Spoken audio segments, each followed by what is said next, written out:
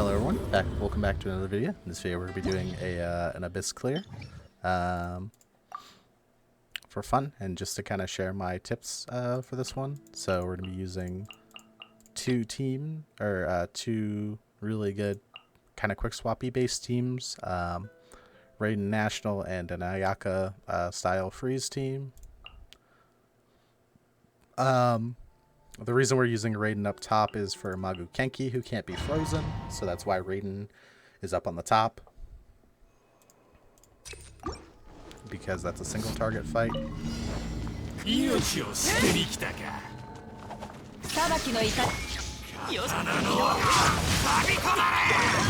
what I did there is I actually just ran up and I charge attacked the bigger guy. And by doing so, I prevent him from doing his crossbow attack that he normally does with the target's chamber. So I essentially can force them all to group up in that corner a lot quicker.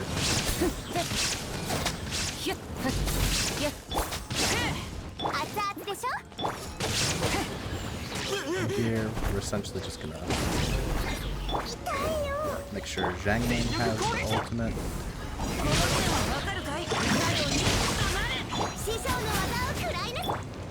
Grab the chili, attack up, and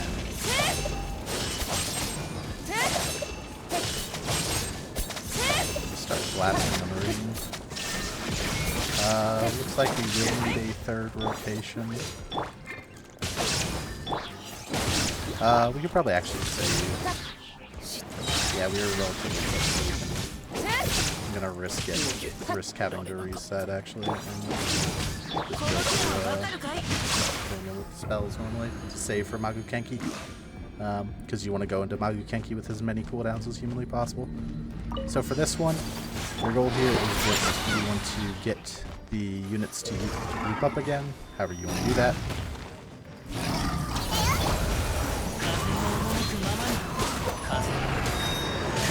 Personally, how I do it, I just kind of stick in this corner, layer all my ults together. Oftentimes by the time the animation's done, you'll see that most of them are dead. There's one door here.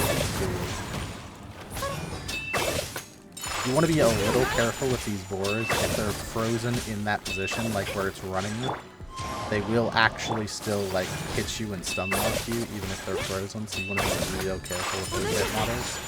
Alright, similar thing here, except this time, I'm just going to run up to it. The squirrels are much weaker.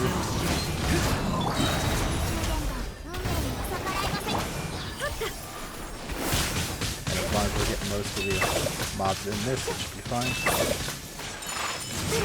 Yep, there we go, no problem. Alright, next is the Magu Kenki chamber, which is a little annoying. Grab the crit rate, crit damage buff. Just gotta start pre-stacking and stuff. Not that really matters since we're actually going into this fight with quite a lot of ultimates. But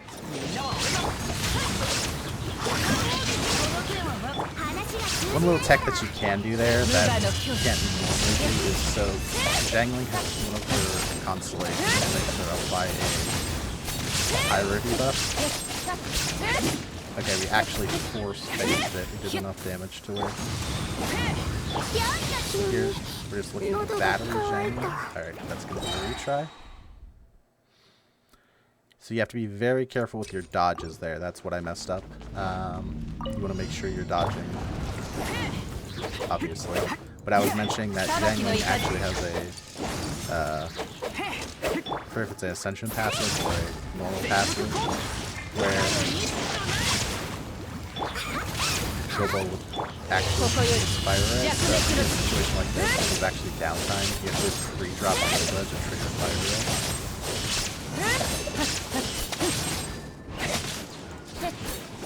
Here we're forcing. We're just gonna drop this here partially to heal, but also because I'm pretty sure we can get up to her ult. Nope.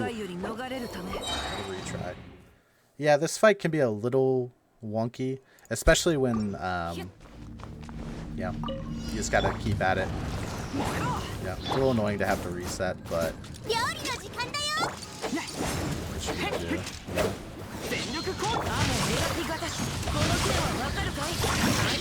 I'll talk about how you have it.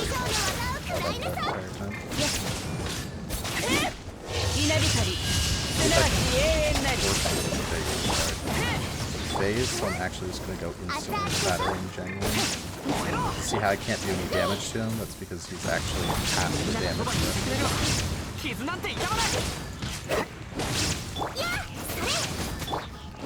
There actually is a damage threshold here, so you can't instantly phase him like I was trying to do.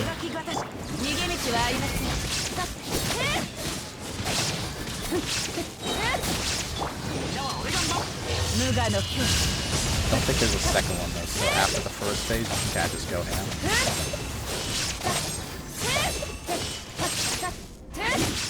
Oh, there we go, and got the Magukenki that time in under a minute. So on this one, it's one Cryo Mage and some treasure holders. So personally, I like to focus the Cryo Mage. She has a lot more HP than them, and she has the Virgin Blood, which are amazing. So personally, just freeze her up. You know, even if you're on a normal team, focusing down her first, and then you can deal with her lackeys. Arguably, you could also save these guys and not hit them, or hit them first, actually. But one advantage of saving them till after is that you can use the particles you get from killing them to fund ultimates on your other side. So that's what I did. Also, important to notice here, you can freeze the system mage before the first teleport. And then after that, so you can prevent that teleport and save some time that way.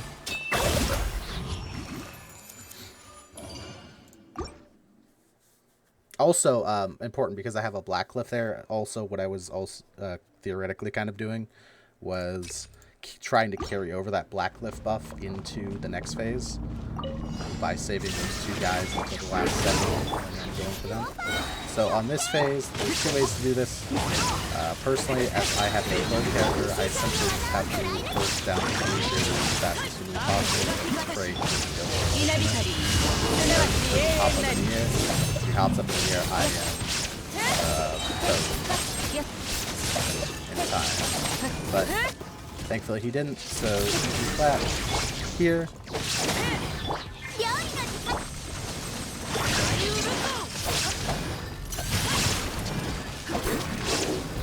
So we want to get this guy to teleport back to his friend here so we can kill them at the same time.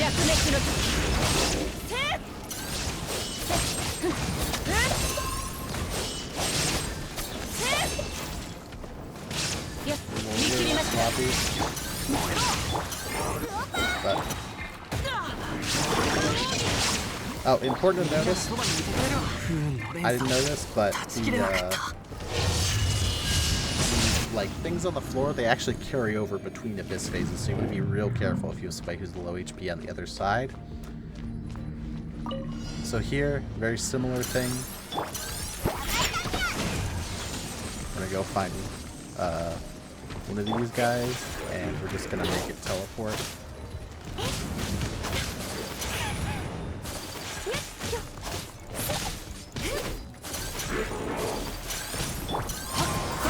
Never mind, they apparently don't want to teleport, so I have to put them together and on the other side.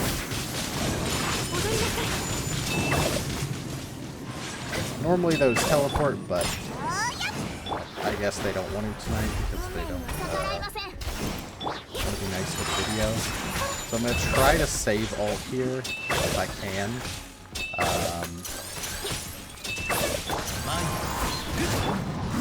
I'm also going to try to funnel a ult into my Mona and just try to one-shot the next pack.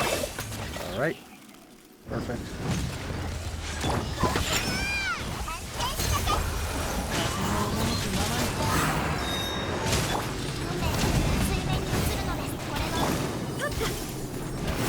Ayaka ult. And guy over here is doing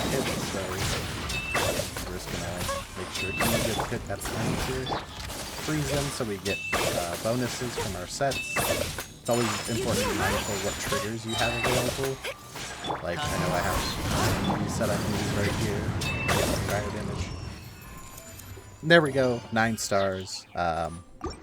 Obviously not something too crazy, using very, very meta teams, but very obtainable versions of them, I would say. I'm going to go through right now and kind of show you the characters I use.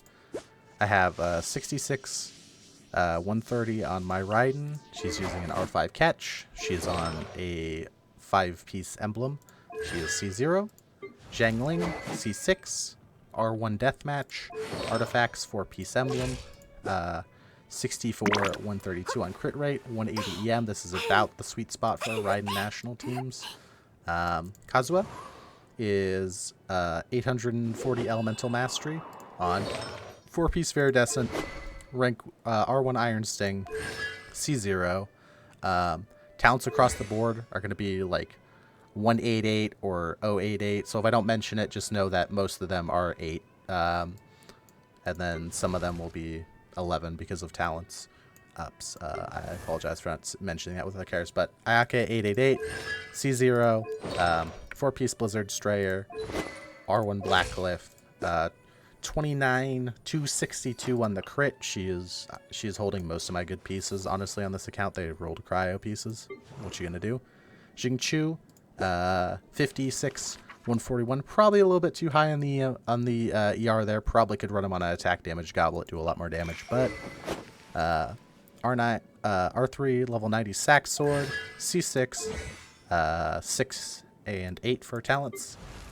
Benny Boy over here, 32 102. Festering Desire level 90, 4-piece Noblesse for buffing, C5 because that C6 is a trap. 6 talent, 8 talent.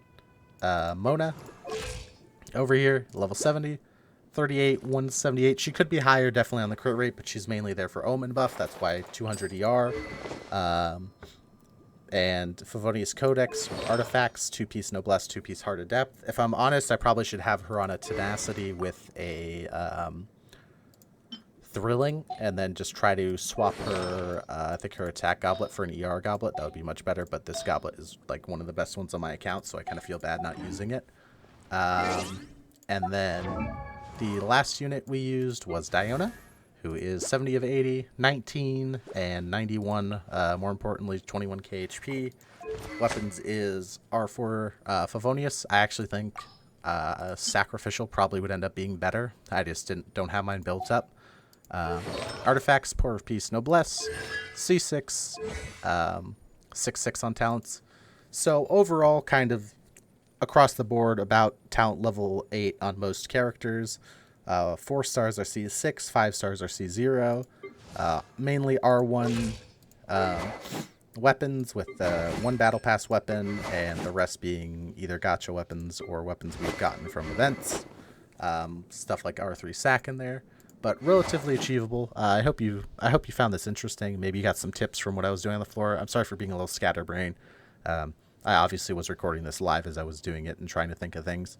But I hope you enjoyed the video, and I hope, this helped you maybe a little bit on your Abyss adventure, or maybe this just, inspired you to try out one of the 2 teams that I used here if you have access to it.